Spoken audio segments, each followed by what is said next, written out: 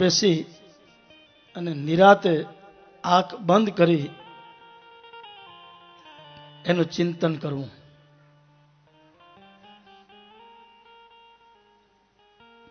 એનું મંથન કરવું. અને તમે ટ્રાય કરજો, પછી અહીંયાથી અવાજ આવશે.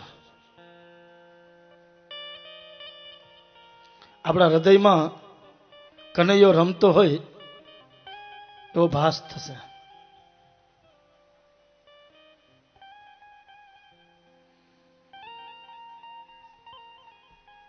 અને આ પ્રયોગ આપણે સૌ પરિવારની વચ્ચે આપણા ઘરમાં પણ એને ભાવથી કરી શકીએ. એટલે જે કથા સાંભળી હોય એનું મંથન કરવું. અકા ભગત કહે છે ને કે કથા સાંભળીને કાન ફૂટ્યા તો એ ન આવ્યું બ્રહ્મ જ્ઞાન. અહીંથી સાંભળી અને અહીંથી સીધી કાઢી નાખી. એટલે સદા સેવ્યા. આપણે ડોક્ટરની પાસે જઈએ એટલે 3 પડીકી આપે, દવાની 3 પડીકી આપે. એક સવારે નાસ્તો કરીને, આપણે આ બાજુ સૌરાષ્ટ્રની ભાષા બોલીએ તો શિરામણ કરીને આ ગોળી પીવી. પછી બપોરે જમીને અને સાંજે વ્યારું કરીને 3 વખત પીવાની ગોળી. અહીંયા દવા છે પણ ખાધા વગર પીવાની. અને આડઅસર ન કર્યો.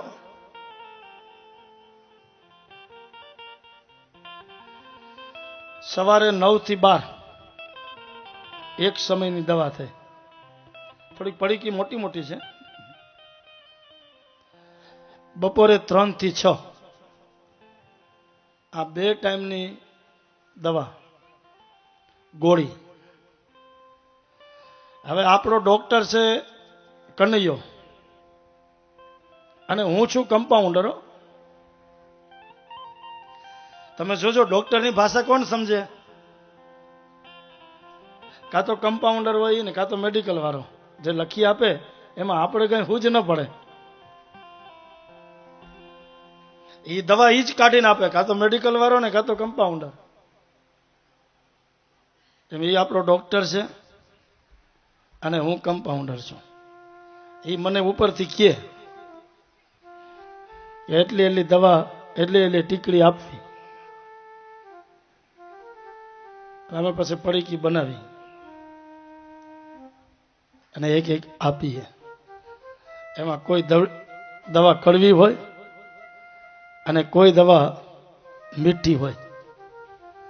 પણ કડવી દવા હોય ને એનું અમે શું કરીએ, થોડુંક વધારે ઘોળીએ કે પીવાથી કડવી ન લાગે.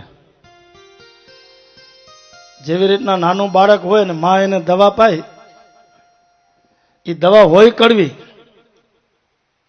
હોય કે નહીં કડવી દવા, પછી માં એને ઘોળે. એ માં ગમે એટલી દવાને ઘોળે, દવા તો એની એ જ રહેવાની છે, એમાં કડવાશ છે એ જ રહેવાની છે. પણ માં એમાં શું ભેળવે? એની મમતા, એનો હેત, માં એનો પ્રેમ ભેળવે. અને પછી જોજો આમ ચાખે, હવે મીઠી થઈ, હવે મારા છોરાને પીવડાવવામાં વાંધો નહીં, એટલે તરત જ માં પીવડાવી દે.